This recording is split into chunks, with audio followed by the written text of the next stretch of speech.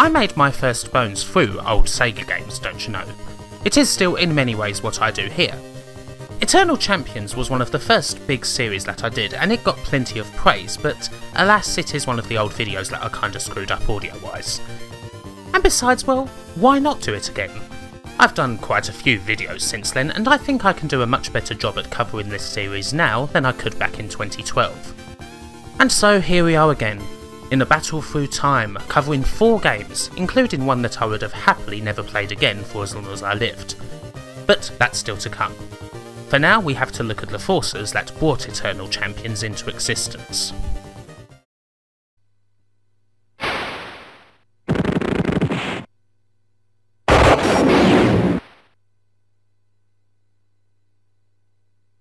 The brains behind Eternal Champions was this guy, Michael Latham. He has some rather interesting games to his credit. You'll never guess what one of his first games was. Welcome to the Fight Palace. Yep, whatever you want to call it. Slaughter Sport, Ton of the Fat Man, Mondo's Fight Palace, My Avatar. It was one of the first fighting games on the Mega Drive, based on a computer game that Latham had designed and developed by a company called Mediagenic. It is also, as you might have guessed from looking at it, absolutely horrible. For me, one of the worst games released on the entire system, an utterly broken attempt at a fighter, the only memorable thing about it being a repulsive fat bastard with a face in his belly. The story, according to Latham, goes that Mediagenic were also working on a disaster football game that he designed. It never got released, which annoyed Sega, but they apparently liked the game, and so they hired Latham. Mediagenic bit the dust shortly after. Ton of the Fat Man may be the worst fighting game on the Mega Drive, but honestly, a lot of the others weren't much better. I could point towards the 3-button controller to make an excuse, but really that's bullshit. You can make a good fighting game with 1 button if you desire. These games were just utterly poor, designed poorly, and made by lousy developers. Before 1993, the best you could probably get fighting game-wise was still rather limp ports of formative SNK titles. Or maybe Wrestle War. Or at a really big push, the almost so bad it's good Fighting Masters. The Mega Drive had cornered some parts of the arcade market, like shoot-em-ups and what have you, but the fighting game scene was lacking. Kind of a shame seeing as fighting games were the big thing at the time thanks to Street Fighter 2. Things did change in 1993, however. Capcom finally brought SF2 to the Mega Drive in the form of the Special Champion Edition, basically a port of the Hyper Fighting arcade version, and that worked out pretty well. As previously discussed, Mortal Kombat's arrival in the home saw the Mega Drive win out large thanks to a faster, better playing port and the inclusion of blood. And of course, there was the game we're covering today, which was unique in that it never made it or was even considered to be an arcade game. One thing you can absolutely say in Eternal Champion's favour is that it didn't have an existing audience before arriving on the Mega Drive. The game had to start from scratch, and honestly, it didn't do a bad job. Anyway, I'm getting ahead of myself. Latham came into Sega of America just as Tom Kalinske was taking charge of it, and so he rode the wave a little. This was the time when Sega of America were, in many ways, at the forefront of Sega as a whole. He rose quickly and even helped oversee another game we've covered. Green Dog the Beach Surfer Dude. Still, never mind, he and his team were having a bloody good time, and Latham says that he never had a job as good as he had with Sega in the 16-bit era. And I don't mean to denigrate him at all by bringing up titles that I don't like. Latham is one of the most important figures in the history of Sega of America, with plenty of credits to his name. He headed up the Amiga team, which was their biggest in-house development crew. He damn well did his bit for the company, without a doubt. Anyway, it so happens that he wanted to do another fighting game.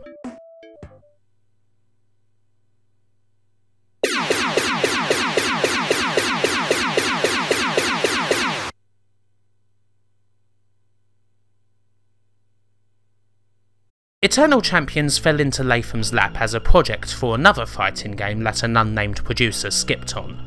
Happy for the opportunity, Latham tore out every bit of design that was already in there, with the exception of one character, a female ninja called Shadow. Latham's firm belief was that a fighting game shouldn't skimp on story, that it should be more than just here's a karate fighter, here's a ninja, here's a boxer, and here's some boss that they're all fighting against or is staging a tournament. The big fighting series of the time, particularly Mortal Kombat, evolved to actually have big overriding plots filled with lore and complex characters, but Eternal Champions was designed that way from the beginning, with a story that was set to play out over 3 separate games. Yeah, 3. The main concept is pretty great. The Eternal Champion, Overlord of Time, brings 9 fighters to his universe, just as all of them were about to draw their last breath. In their timelines, their deaths would bring about various disasters upon the world, from the rise of fascism to the release of a lethal virus. They come from all eras and possess knowledge of their specific martial art. The champion stages a tournament, and the winner will get a second chance of life. They'll be brought back to their timeline a couple of minutes before their death, with the knowledge of what's about to happen, and the chance to save their bacon, fulfill their destiny, and restore balance to the universe. The characters of the fighters themselves are so good that they actually do deserve a bit of a breakdown. The aforementioned Shadow Yamato is a ninja assassin who, after refusing to do a job, was pushed off a skyscraper. Similarly, Larson Tyler, a 1920s gangster skilled in praying mantis, was deceived by the mob and blown up along with the chief of police. And a hospital. Russian acrobat and pencaxilat queen Jetta Max met her end at the hands of a purposefully botched net in the Boxer Rebellion. Xavier Pendragon, Hapkido alchemist, was mistakenly burnt at the stake in the heat of the Salem witch trials. Mitchell Knight, who transformed into the vampiric Midnight and knows Jeet Kune Do, was killed in the heat of the Vietnam War by hunters just as he found his cure. Rax Coswell, a part cyborg kickboxer from the future, was cheated by his agent and infected with a virus that shut his cyberware down. Trident, a capoeira master merman of Atlantis, had a gigantic rock dropped on him. Jonathan Blade, bounty hunter and taekwondo don, killed in a botched operation that released a virus that would kill half of the world. And then there's Slash, a caveman. He had progressive ideas for a caveman, but the tribe didn't like them and they stoned him to death. All he knows is pain. No, literally. The mixture of martial arts styles is worth noting as it does play quite a bit into the gameplay. Mike Latham's second in command on the project, Eric Wahlberg, was a martial artist himself, and that presumably had quite a lot of impact into actually paying more than just lip service to these different styles. All of the fighters do actually have a moveset that reflects their style, whether it's Xavier fighting with a cane, or Trident using lots of acrobatic kicks. Of course, Slash's pain style does stand out a bit here, but he does certainly fight like you would expect a caveman to, complete with a big old club. All of the characters in Eternal Champions are very complex, with a lot of moves to learn. Not all of them are purely based on causing damage either. There is no generic character that's easy to pick up, they've all got massive quirks, which is both a plus point and a negative. But they are some of the most personable characters in any fighting game. They're all memorable, without exception. You can even read up on their stories in a character bio section, which adds a lot to the fight. The gameplay of Eternal Champions is where things do start to get hairy. It is an interesting collection of things that might not necessarily work together. You've got your weak, medium and fierce attacks as you would expect, but you also have a meter for special moves that depletes whenever you perform one, meaning you can't just spam them, a concept that was taken from SNK's Art of Fighting. The fighting itself does cater for most skill levels in 2-player. Even if you don't know all the moves, there's enough speed and enough regular moves to be able to have a good fight, and it's not difficult to start figuring some of the specials out. Some characters have truly amazing abilities, particularly Trident, who can screw with opponents in so many ways. You know the game's abnormal when a fireball can reverse the other person's controls, that's for sure. There are so many great little moves that you can do in Eternal Champions, and it's going to take quite some time to figure them out. However, there is a problem, that being the single player, where frankly the game is just utterly unfun.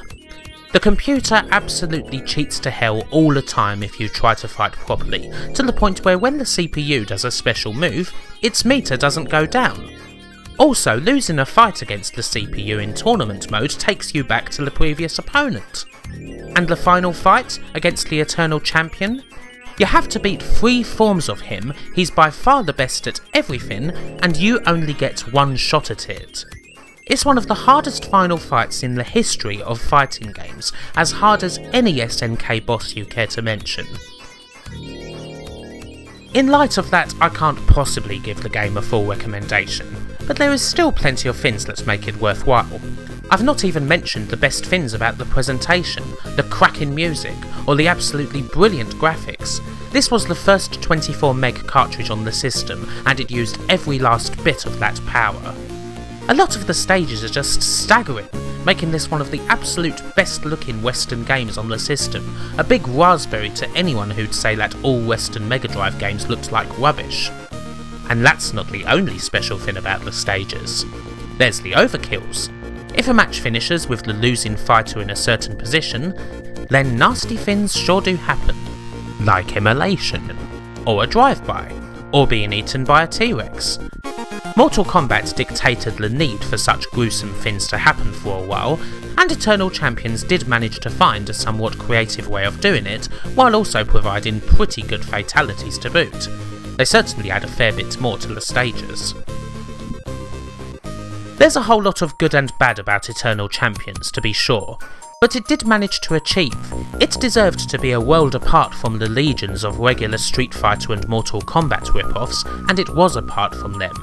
Sega hyped the game to the absolute hilt, and the result was a success. Leaving aside some of the more hyperbolic reviews, the game was a big seller that, for a short time, dominated the system's fighting game market. People actually did put this game alongside the big two. Sega even pushed a new peripheral along with the game, the Sega Activator. A predecessor to proper motion control, the Activator was basically a big ring with sensors on it, which corresponded to buttons and were triggered with punches, and kicks, or just waving your hand across them. Eternal Champions was actually one of just 3 games purposefully designed for the Activator, which might explain some of the game's little quirks. Now, I'm never going to get another chance to talk about the Activator more, so as a sidetrack, here goes. Heavily influenced by the design of the light harp sensor-based musical instrument, the Activator's ring is octagonal, and it works via infrared beams that go directly up to your ceiling. Each of the 8 sensors control 2 triggers, depending on if the beam is broken high for a punch, or low for a kick, making for 16 different inputs. The result is motion control of a sort, but not the full motion control that the adverts hyped up. It doesn't matter if you wave a toe at the beam or do a Jackie Chan roundhouse kick, you still get the same result. And if you've got a ceiling fan, a mirror, or just an uneven ceiling in general, yeah, you're gonna have problems. You could just put it somewhere else, but keep in mind that this thing is huge. You need a big room for it, so it's rather easy for you to be just plain fucked. Only 3 Mega Drive games were made with the Activator in mind. This, Mortal Kombat 2, and Comic Zone, although a better version of the design made its way to a Dragon Ball Z arcade game that could recognise the force of your movements and what you were actually doing. I barely need to say that the Activator was a failure. It cost a lot of money for a controller, it broke easily, and the scope of it was, well, limited. While it had all the inputs, it would only recognise one beam break at a time, making the whole thing even more cumbersome to play with. Oh, and you'll never guess what. It required another signature Sega 9V power brick in order to operate. If there's anything I can say positive about it, it's that all your Sega Towers of Doom, complete with CD, 32X, Game Genie, Sonic and Knuckles, they are forever incomplete without a Sega Activator to control it all. You might want to talk to your electric company first though.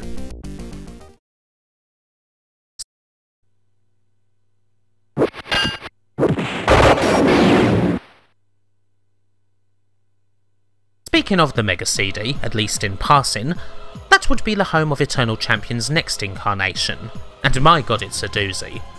1994's Eternal Champions Challenge from the Dark Side is one of the most advanced games ever released for the add-on, and one of its best too, possibly the only Mega CD game to use all 256 colours on screen simultaneously for something that wasn't FMV. The plot of the second instalment features the interference of someone called the Dark Champion, the opposite of old Mr. Eternal, whose intention is to plunge the universe into chaos by preventing the Eternal Champion of achieving his goal of restoring balance. It's up to the Eternal Champion to marshal his forces against the dark side, with the help of the original cast and several more dead soon warriors. Add this all up and you get 22 playable characters, including a bunch of unlockables, adding a hell of a lot to the replay value. The fighting system, while still retaining the original's core, has been overhauled for the better. It's a lot easier to do combo attacks now, and there's even a little bit of juggling.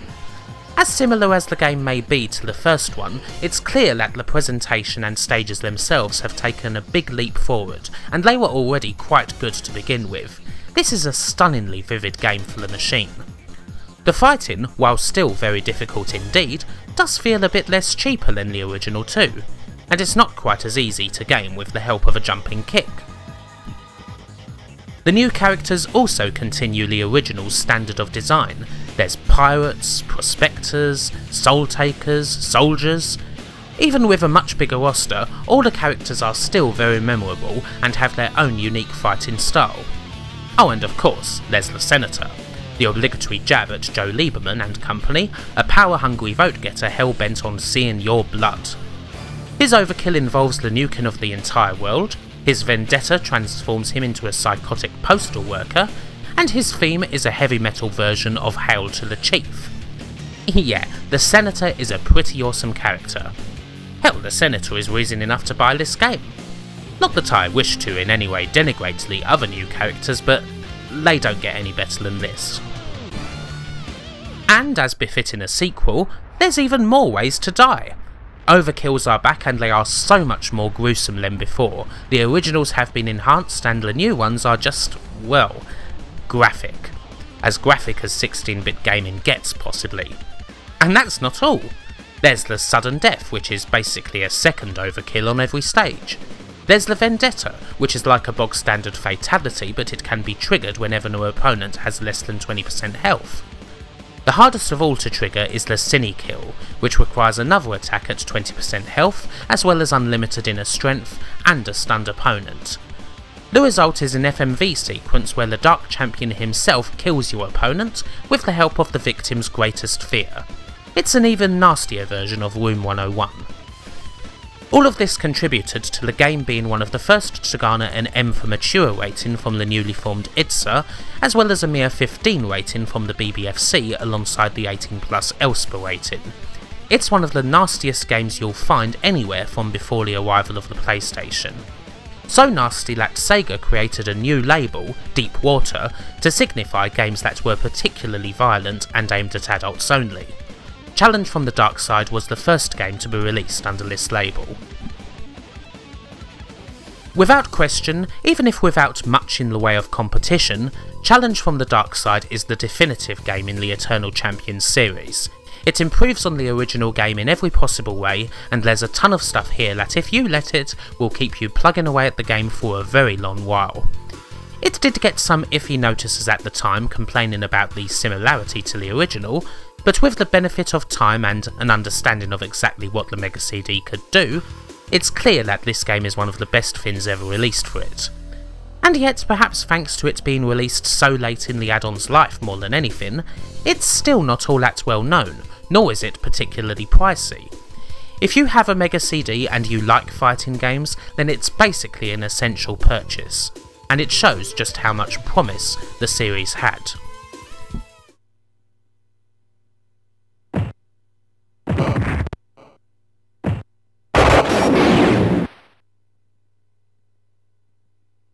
There was a big push from Sega to make Eternal Champions into something of a major franchise. We'll have a look at some more exotic examples shortly, but there are also two spin-off games, neither of which are in any way good. The first is, in fact, one of the worst games released for the Mega Drive, X-Perts from 1996. It's one of the last significant games released for the system, and not a particularly dignified send-off. This spin-off moves to a timeline where Shadow Yamato won the tournament, and now heads up an elite squadron of crack secret infiltrators doing missions in bases and the like. The story of Shadow is interesting, to be honest. She was apparently there before Mike Latham took the project over and turned it into his baby. She stayed on, and eventually became the star of the whole series. It's her sketch on the front of the first issue of the UK's official Sega magazine. She's the most prominent figure on the game's title screen, and she got the biggest spin-off title. Shame it's just so terrible though. X-Perts tries to be very modern, both in gameplay and in animation, using rotoscoping techniques similar in vein to Donkey Kong Country, but time and production difficulties kneecap it. There isn't enough animation there for X-Perts to pull it off in any believable manner. Everything looks so stupid, and the characters move like puppets with broken strings. The gameplay has you switch between your 3 agents around a big old level, as they've all got certain tasks to perform. You'll be alerted if one of the agents comes under attack, but often they can handle themselves. It is trying in many ways to be a 32-bit experience only on 16-bit hardware, but it fails. The gameplay is so slow and clunky, and the action repetitive, if you can even call it action. It's like you're just constantly beating up the same guy over and over in a slow, painful experience that's just like a vacuum for the soul. X-Perts was, quite rightly, a massive flop. Looking back on the project, Mike Latham said that while the game was originally quite an ambitious project, there just wasn't enough time or manpower to get to anything close to what the game was supposed to be, and he is disappointed with the end result. The other spin-off is for the Game Gear, 1995's Chicago Syndicate, which features Larson Tyler. This game is on an alternate timeline where Larson doesn't get blown up, but instead he goes around Chicago getting revenge on the crime family that betrayed him. The result is a side-scrolling beat-em-up that doesn't really do much of note at all aside from be very hard indeed. Nothing good about the controls or interesting about the levels. It's just a slog. Short of the character, there is scarcely anything at all to say about the game and, well, not many people bought it. The Game Gear's life was about to suddenly come to an end after all. There weren't any other games, but there are some interesting artifacts from the hype train. Puffin released a couple of Eternal Champions gamebooks, where you controlled the champion and helped the game's characters on their quest, a la Falconhoof. The UK-based Sonic the Comic published a special issue based entirely around Eternal Champions, and following from that they included story arcs for Shadow and Larson in the regular comic. Years before Secret of the Forest from Chrono Trigger was sampled by Wiz Khalifa, the almighty Bone Thugs and Harmony sampled the character Bio's music from Eternal Champions on their fittingly dubbed 1995 classic, Eternal. And they also sampled the Bad Ending theme on the song Crossroad. Not Crossroads, I hasten to add, on the same album. There was a brief Eternal Champions tournament covered in EGM, a promotion on MTV, and even, for a limited time, a special Sega Eternal Champions Slurpee with pictures of the main characters on the cup that was sold in 7-Elevens across America.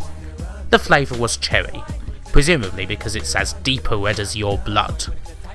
The characters and concept did hit on something, and there were apparently offers to create other comics and even an animated cartoon based on Eternal Champions. But alas, nothing ever came to fruition.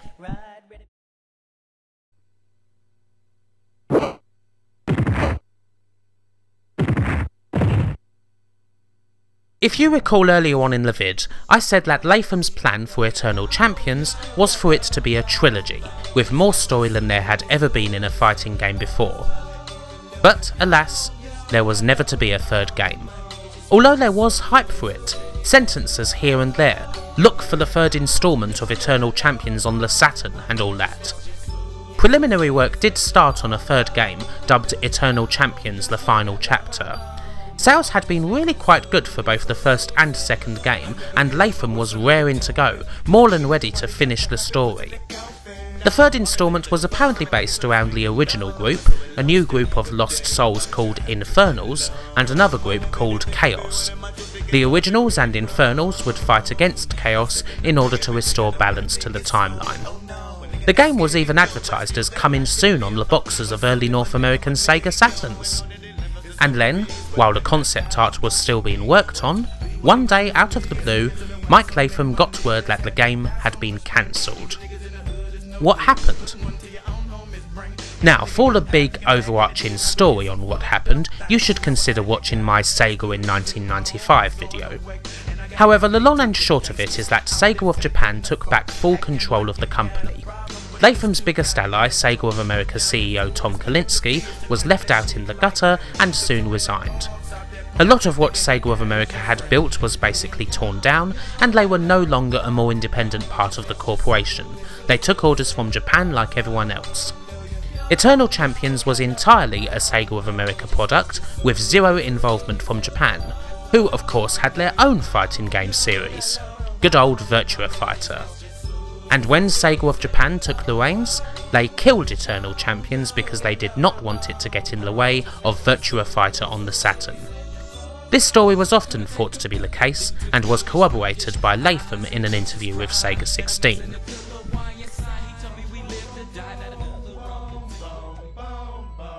It's a policy that seems to extend all the way to now, in fact. In the list of past Sega franchises that are still cherished and remembered by the company, Eternal Champions is completely absent. You'll never see Shadow take control of a kart racer, or watch Slash use his club as a tennis racket. Even when you look at collections of classic Sega Mega Drive games, what fighting game do you always see? The utterly average and honestly rather pointless port of Virtua Fighter 2 that was released right at the end of the system's life. Eternal Champions, one of the most hyped games on the whole system, the third wheel behind SF and MK, and a game that most people would actually remember? Largely absent. It never found its way to any of Sega's many disc collections, although it can now be bought for the Wii Virtual Console and on Steam as part of the Sega Classics range. I'm not even going to entertain the thought of the series possibly being brought back as I often do in these videos, because there is no chance whatsoever that it will ever happen. Eternal Champions is dead. If it wasn't for those little releases that are basically a ROM dump and an emulator, it would almost be as if the series had never existed at all. Eternal Champions is the rather lousy story of a game that, despite all that apparently went against it, came close to fulfilling the potential it had. It was on an upward curve, and if there had been a third game, especially if it had been 2D and taken advantage of all the things that the Saturn was so great at, who knows, it might have been magnificent. The game, however, was never given the chance and ended up completely forgotten. Maybe purposefully so, by Sega. A cruel end that was not even slightly deserved. Latham stayed on with Sega for a few years after, with the hope that he could change hearts and minds, but he was never able to. He is proud of his time with the company though, and hell, let's not forget that this guy had a big hand in making one of the worst fighting games on the whole system, or at least a bastardization of what he'd originally created. I think it's pretty safe to say that he more than made up for it. Bye for now.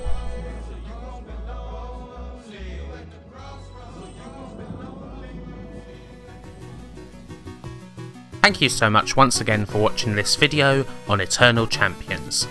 If you like the video, please consider subscribing and indeed following me on social media, my Twitter, my Facebook, and supporting me on Patreon. Right, it's embarrassing Sinalon time, got a few this week. Martin Pataki, Taylor Armand, Mark Johnston, Twisted Squat, Andre Russell, Lee Norris, Grayfen Blackpaw. Oh dear. And of course there are other people for me to name and honour. Mark Johnson, Tim Lintz, Robert Kelly, Mike Siegler, Mike Spooner, Edge Reader, Russell Hugo, Gerard Morris, Scott Coulter, Paolo Leary, Graham Kamak, Scott Mitten, Nicole Ketchum, Mark Brooks, Ninth Demon, Peter Sidorn, Ludwig Holmstrom, John Ezell, Kit Leary, Elle O'Brien, Dave Parkinson, and Olaf Olbein. Thank you so much for your continued love and support. I shall be back hopefully soon with another video, but until then, thank you once again, and wherever you are, whoever you be, have a good one, take care, and I'll see you next time.